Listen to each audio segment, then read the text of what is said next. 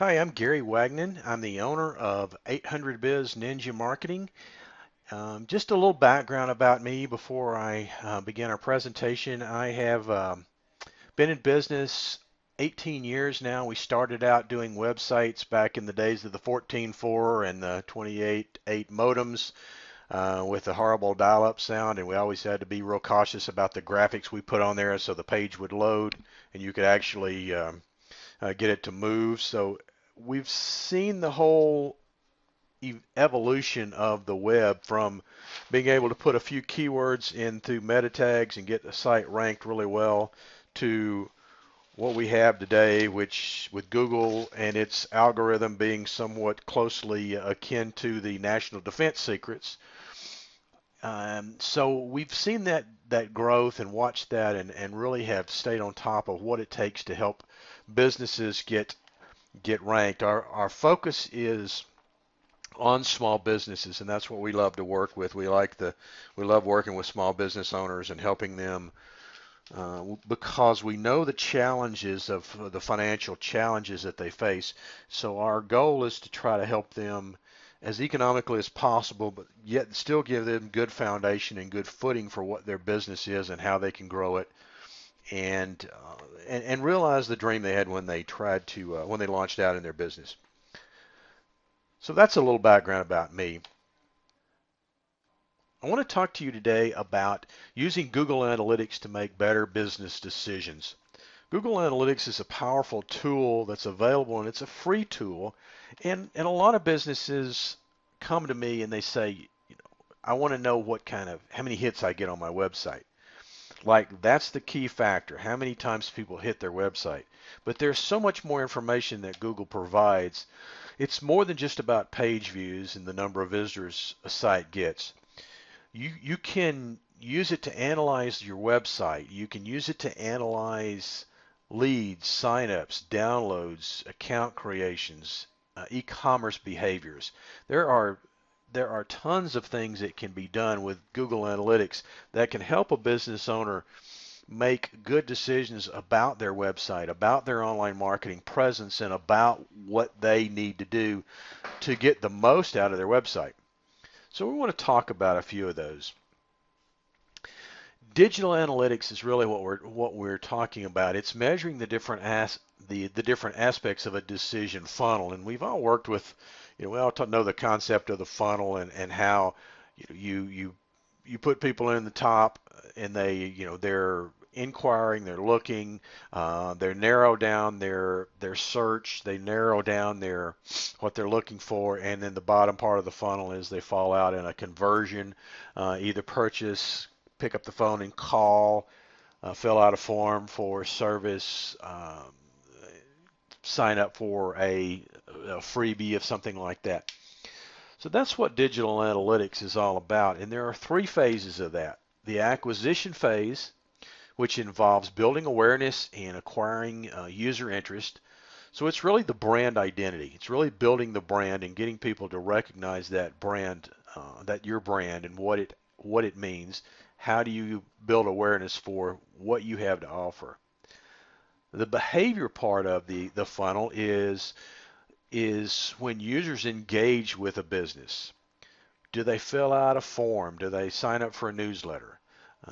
Do they visit certain pages? Those are all behavior functions that they can perform. And then the final phase is conversion, and that's when the user becomes a customer and transacts business with you.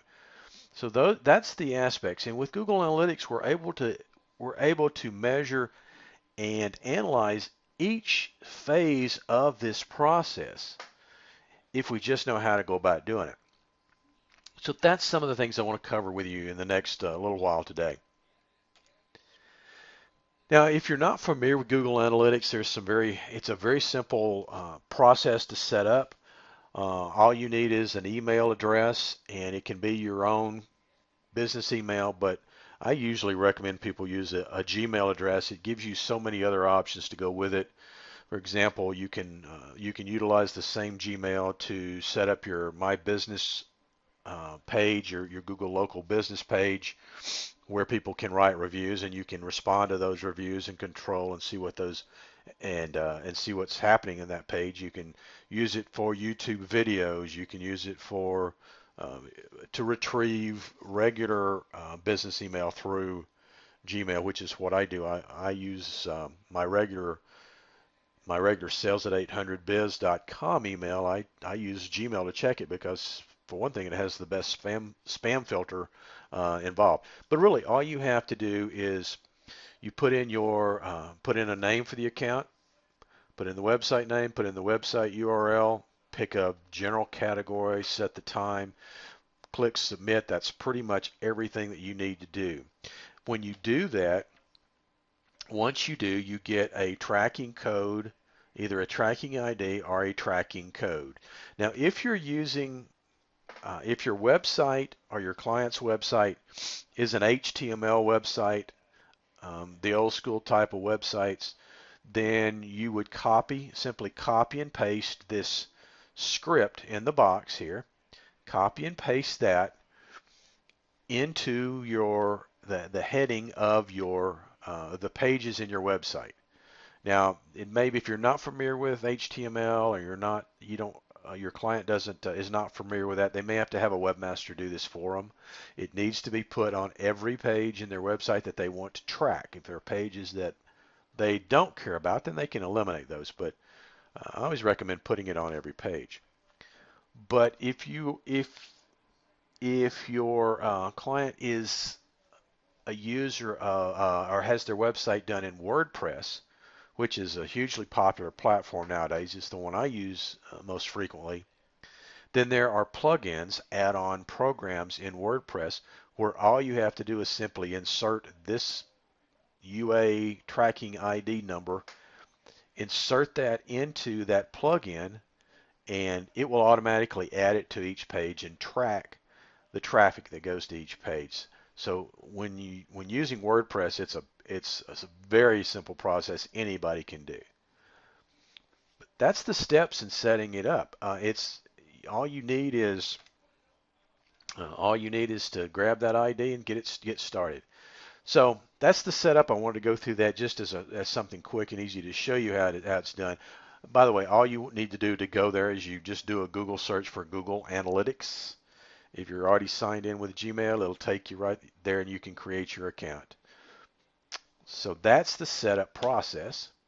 Now let's talk about some basic metrics, some basic analytics that you're going to want to pay attention to and know what they mean. It helps to know sort of what is being tracked. And the first one is sessions. A session is defined as a website visit, and it's just a hit to a website, includes all the activity that happens from the first time they land on the website until 30 minutes after there is no further action recorded. So it's a finite period of time. If somebody, let's say somebody comes to your website, they're inactive for 20 minutes, but they come back to the page for some reason. Maybe they've left and watched a video and sort of drifted off into the search black hole, and they come back to your site, then it's still counted as the same as a one session. So that's only one visit at the time. So that's what a session is. Users, that's pretty self-explanatory, except for the fact that there are a couple of things you need to understand about users. Google Analytics will track whether a user is a new user or a returning user, and they do that tracking by planting a random unique ID with a browser cookie on in the browser of the user that's viewing your site, the visitor that's come to the site. And that cookie stays in place as long as the cookie stays in place until such time as they clear the cookie. So if they come back, they haven't cleared their cookies, they haven't cleared their temporary internet files, then they're going to be counted as a returning user, as assuming that they use the same browser on the same device. But if they visit from another device, let's say They first visited from their desktop, but later on they're sitting on the couch at home. They pull up their laptop or their iPad. They go ask Siri to go back to that page. Then that's going to be treated as a new session. There is a way to do a multi-device setting. It's a little complicated, so you might need somebody with a little bit of understanding of Google Analytics to be able to do that, but it can be done. And also, if the browser, as I said, if they clear their cookies, then that's going to be considered a new session. So that's the new versus returning, just so you'll know how that metric is arrived at. Page views is the total number of times that a page that includes a tracking code was displayed, and it includes repeated viewing of a page by the same user. So in other words, if somebody went to a page, they went through 3 pages on your site and then came back to the home page, came back to an order page, then that would be considered another page view. So it's just the number of times a page is viewed. And then the last one of the metrics we want to talk about is bounce rate. And this is the percent of users who left after viewing a single page without taking any additional action. So they came to your website, they looked at the site, and then they left.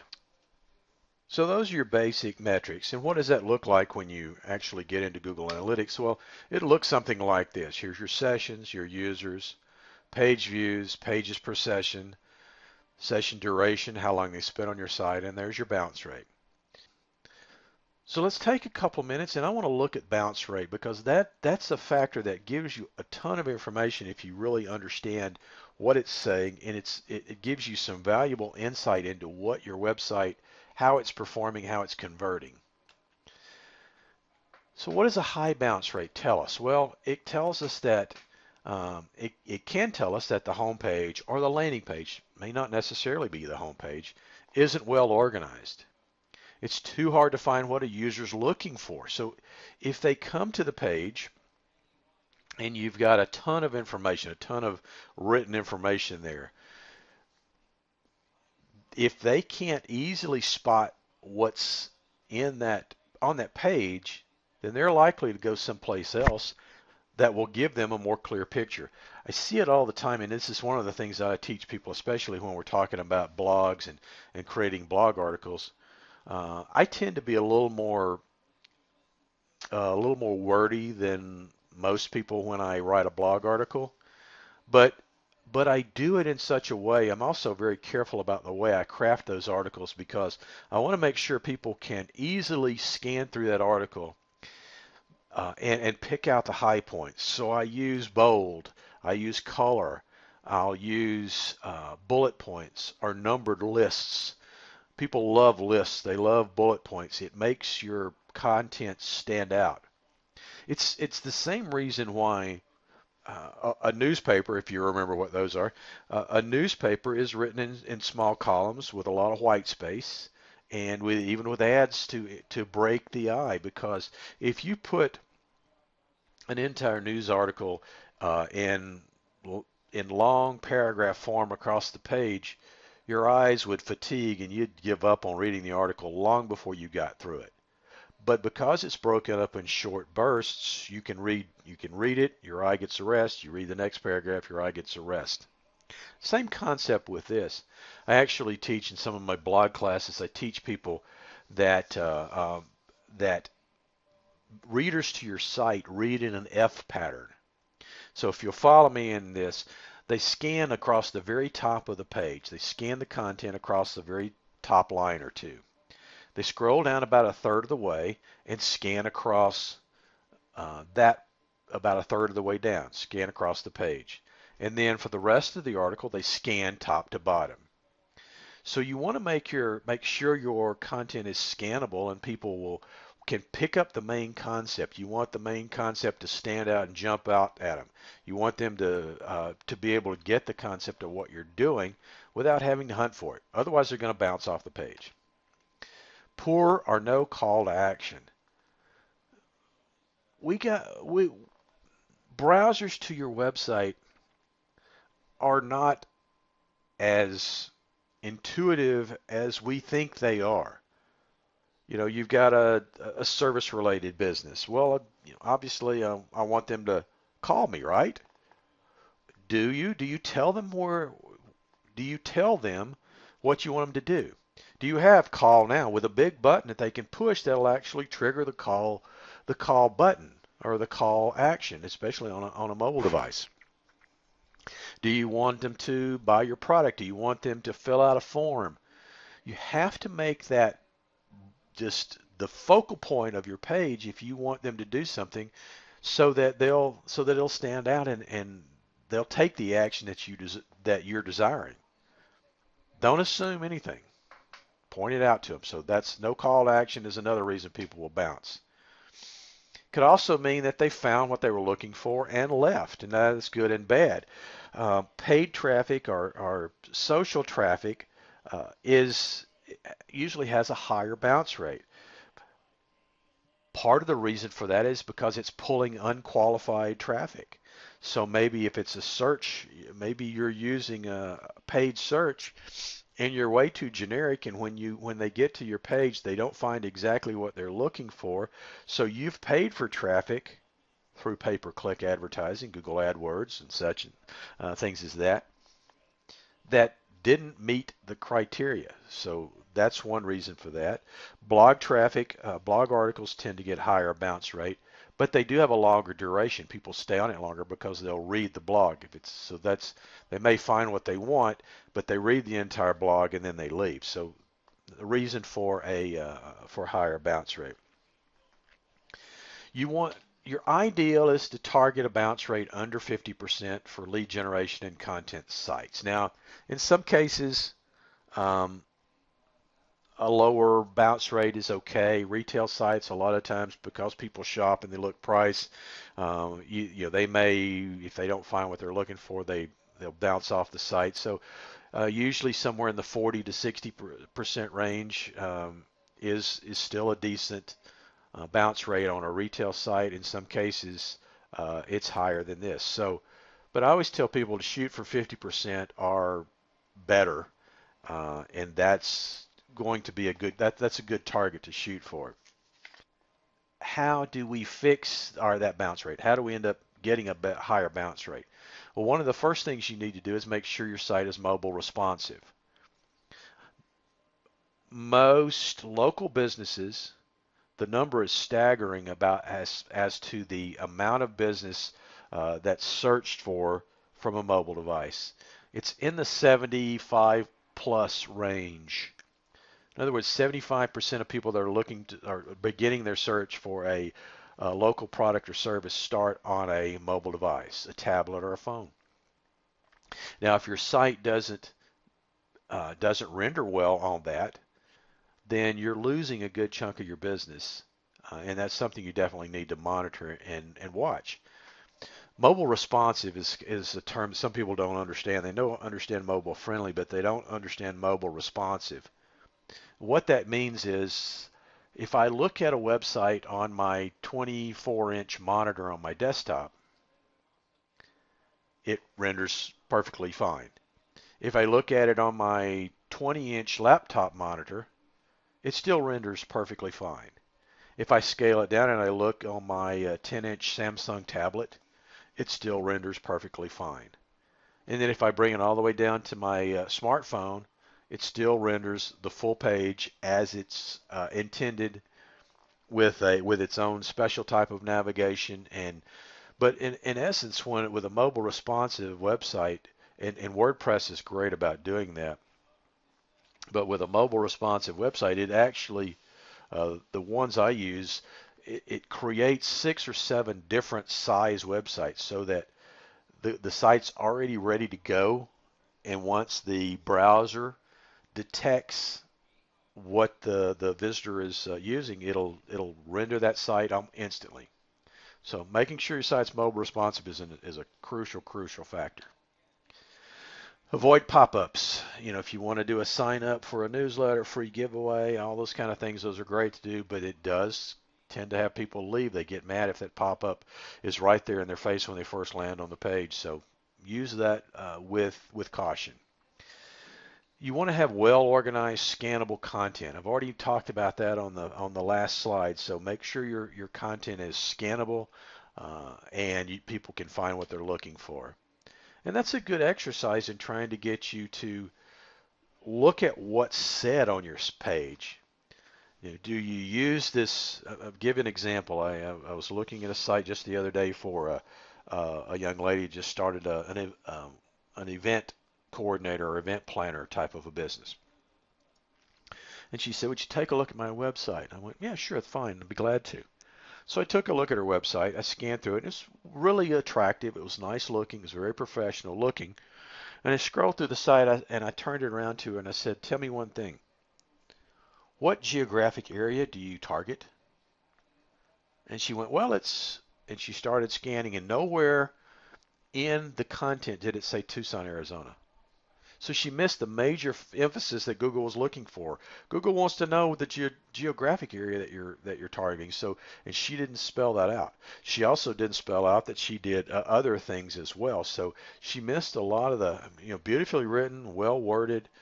But if it doesn't say what you need it to say to tell people what you do, you're missing the boat. So we've already talked about call to action, clearly defined navigation. I want to be able to have a browser go from any page on my site to any other page. I don't want them to have to go to page 1 and then from there go to page 5 and then from there to go to page 7 because they really want to get to page 9. I want them to be able to go from page 1 to page 9 without having to make 3 or 4 extra clicks. And that's easily done, especially within the scope of WordPress, because you can do custom menus with drop downs, so you don't have 40 things on the bar. On your menu bar, you can have 5 or 6 with sub pages under each. So clearly defined navigation is another important factor. You also want to craft the meta descriptions so that that when the user is searching for your in Google for your site, the description they see is clear and it drives them to, it tells them exactly what the site is. So for example, if you're in a Google search and you're looking for a landscaper, for example, and you're really looking for irrigation, let's say you have a problem with an irrigation system. So you're looking for a landscaper that does irrigation. So when you do a Google search for landscapers Tucson and you see AAA landscape, we provide exemplary service, fast response, and a licensed and bonded team of professionals. Now, did that tell you anything that you really needed to know? Or would it have been better if that description that followed the name of the company, if that description said irrigation specialist, repair and repair, replace irrigation systems, as well as other stuff. So wouldn't it be better to have that specific description spelled out so that you know that the traffic that goes to the site is going to find exactly what you do? So crafting that description is a very important factor. You also want to monitor the speed of the site and the load time of the site. Those are two factors that, if your site is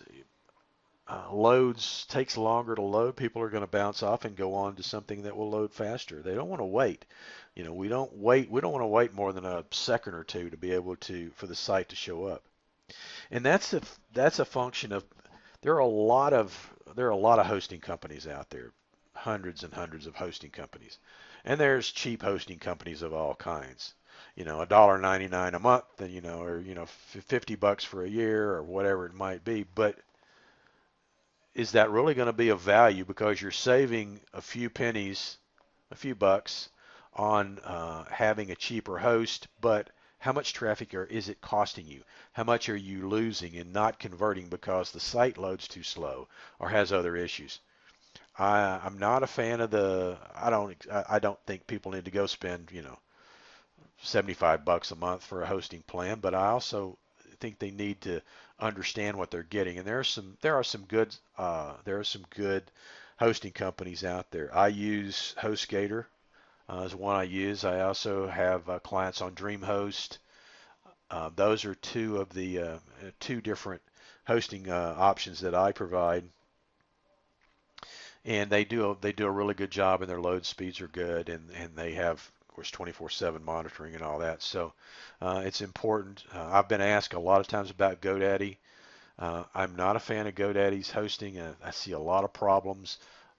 They tend to not keep things updated as frequently as need be. And if you call in for support, they're quick to help you with a upsell. So I'm not a big fan of GoDaddy. If you've got GoDaddy and you want to keep it there, that's fine, but just not one that I recommend. I do use them for domains. I use them for all my domains. So that's the only place I register domains, but for hosting I don't. And then the last one is open external links in a new window. You never want to take somebody away from your site. So let's say that you have an off-site shopping cart. Let's say you're using Shopify or something like that. You never want to take people away from your site um, by clicking on a link, because then, especially if you want them to continue with action on your site, let's say you've got a link to a resource. Let's say it's a vendor or a white paper on something, how to use or something along that lines. And if you let that link open in a not in a new window. Let me repeat that. If you allow that link to open in the same window that your website is currently open in, now you've taken your page away. Granted, they can use the back button and get to it, but if they get caught in the search rabbit hole and they start out looking at the white paper on how to do something related to your product or service, and 5 minutes later they're reading the baseball box scores from last night, or reading the synopsis of what's happening in the gossip columns, or whatever it might be. You've lost them. But if you have that window open up, have that link open in a new window, your site is still open behind it, so you don't lose that visitor. So just a good rule of thumb. Now let's talk about setting goals. Every website has a goal that they want to achieve. What's the purpose of your website? Is it to sell products? Is it to lead generation? Is it for a portfolio? Is it social proof? What is your goal? What are you trying to achieve? And there are certain goals that are measurable within Google Analytics. One of those is a destination goal, and it measures the specific pages that are viewed. So wouldn't it be helpful to be able to know what pages someone went to and looked at in your site? How long did they look at the particular page? Did they come and leave? Did they enter a page? Did they exit on a certain page? So it will show you the pages that are performing well and give you some really good metrics to be able to monitor and optimize the pages that are performing less effectively than others. There are duration goals, a session that lasts over a set amount of time. Did somebody spend more than 5 minutes on your website? Did they did they watch a video, a 3-minute video? Those are duration goals that can give you, again, good insight that you can utilize. Page and page per session goals. Did users view a set amount of pages or a particular sequence of pages? There are even goals that will allow you to track the flow of somebody moving through your site, especially if it's in a sales funnel. That's really important to have. If your product is one that requires a little more education, it's not they go, yeah, I need 3 of these, and I know what I want, that's it. But it's something that requires a little more education. Maybe it's a service-related business that you want to tell them who you are, and then a little bit more about the fact that you're licensed and bonded, insured, and then the services that you provide, and then the warranty that you offer. Move through that process before they make that decision. So page and session goals can help with that. And then finally our event goals, and these can be really a powerful tool. And I want to spend a few extra minutes talking about event goals. Event goals do require a little bit extra work in setting up than because they don't fall in the scope of the standard Google Analytics, but they can be easily added. Google Tag Manager is one way that helps make it a little easier to add event goals. But you can always Google this and find some training on how to utilize event goals. Or if you have questions, I'm happy to help if you've got something that you're looking to do. But some of the things that you can do with event goals is you can track videos watched. If you want them to watch a particular video and you want to know that people watched it and how long and when did they leave it, you can do that. You can monitor downloads. If you've got white paper or an ebook, something like that you wanted to give away, whether those were downloaded. External links, did they click on an external link to go someplace? Did they fill out a quote form? Did they click on your social media buttons to like or follow? Did they sign up for a newsletter? Those are some of the event goals that you can track within Google Analytics. Some very, very powerful data that's there. What are some of the reports that you can get with Google Analytics? Well, there's the audience report section gives you characteristics about the user. You can get demographics. You can even get interests if you like. Mobile, the mobile users, whether they, what their geolocation was. A lot of data about your user itself and about your audience. The acquisition reports compare performances of different marketing channels, and it helps you discover which sources send the highest quality traffic and conversion. It's a great place to monitor source and medium, which can be source can be, was it a direct, did somebody type in the URL directly into a browser? Did they do an organic Google search? Did they find it through page search? Did they find you as a referral from a third-party website? Or did they find you through social media? This is great to help you do this is great to help you create, seeing where your efforts are paying off. If you're doing a lot of social media and you want to see if your efforts are paying off, this is a great report to do that. Behavior reports, let's compare how users interact with your website. What pages did they view? What events did they take? What landing pages did they come to? What pages did they exit on? How people interact with your website tells you whether the site is actually doing what you want or not. So that's an important factor. And then e-commerce and conversion goals. Did people take the action? Did they buy? Did they drop off? Where did they drop off in the buying process? So those are just some of the reports that are available to you, and something you should you definitely want to monitor. Now, like so many other things, everything we do is in business, we should have some kind of measurement and some kind of metric to know that we're achieving goals and the objectives that we want. And so the digital analytics is no different. You want to have a measurement plan that takes the key actions that users take to your website that'll fulfill your objective. So you start with the objective. You have an objective, you have strategies, and then you have tactics to achieve those strategies. Macro conversions measure the tactics that support the strategies. Micro conversions help you better understand the consumer behavior that leads to those macro conversions. So micro is the consumer behavior, the things that they did. Then key performance indexes are just the measurements. Those are the reports that you get that actually measure those conversions. So just kind of that's kind of a basic some of the basic terminology, but let's look at some different examples of different strategies. Let's say that in the case of an e-commerce site, obviously our objective is to sell more, is to have more purchases.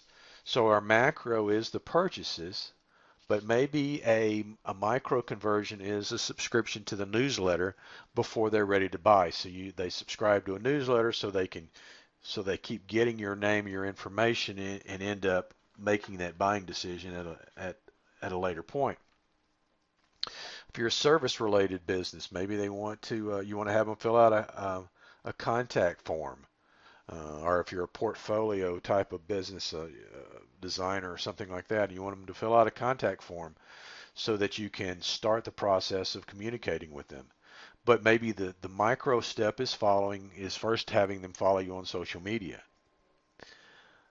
Maybe you want them to engage with an amount of content. So maybe you want them to move through and see the whole selling process of your more complex, product sales cycle. But it can start with clicking into an article and just reading a simple article. So that could be the starting point with a micro conversion.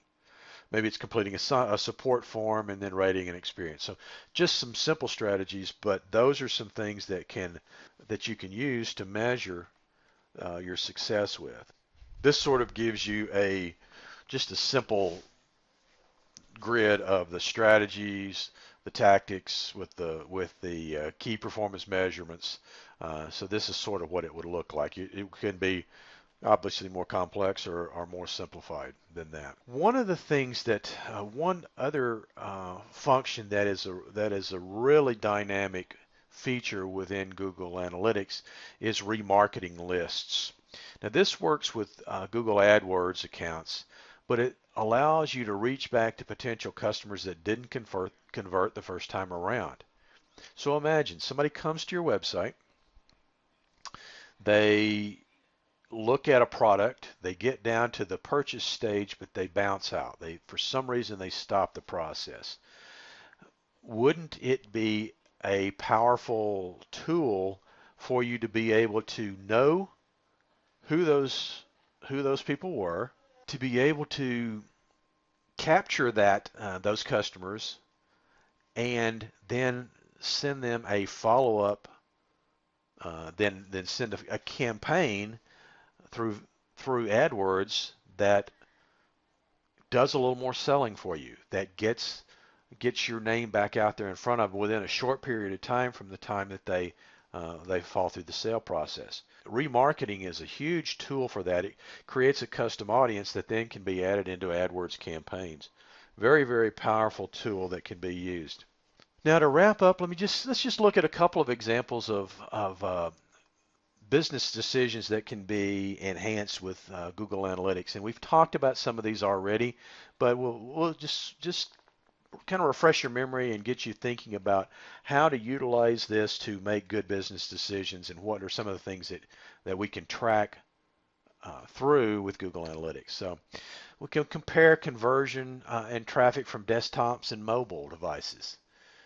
If you look at your numbers and you say, okay, I'm converting or I have traffic from my website on a desktop, I see that I'm getting X percentage of number of hits, and the duration lasts longer, that kind of thing. But in mobile, my numbers are far lower. That could be a really good indication that there's a problem with the mobile side of your business, or the way your site's constructed, the mobile side of your site's constructed. So it definitely gives you something you need to look at and try to come to an answer as to why the conversion rates or the traffic ratios are significantly different. You can monitor content, top pages, expand on content through blogs, social media, videos. So what that means is what pages are getting the most views, the longest duration of time, what are the top pages within your site with content on those, and expand on those. Write blog articles on those particular topics that are covered under those pages. Do social media posts, create videos. All of those are things that you can use to capitalize on what visitors are already wanting to consume as far as content goes. You can evaluate social media sites to determine where to put the most effort. Maybe you've got maybe you're working LinkedIn, you're working Facebook, you're working Pinterest, YouTube. You're working each of those equally hard, but is one providing more conversion, more traffic, more of what you're looking for, more traffic? Is one doing better than the others? If so, that may be where you want to put, maybe instead of putting 30% of your efforts into LinkedIn and 30% into Facebook and 30% into YouTube or whatever, if you find that YouTube is doing far better, maybe you want to put 50% in there and do 25 and 25 in, in the other sites. Just another tool to be able to monitor and evaluate the efforts of what's coming to your website. Monitor referring sites and see if they can be expanded on. Where are you getting referrals from? What outside sites are you getting links back to your website? Are there opportunities to expand that? Are there other similar sites to the one that you're one or two that you may be using? Are there other places that you can put content that might get traffic and refer back to your website? Good way to look on to expand on that. Monitor the actions of people when people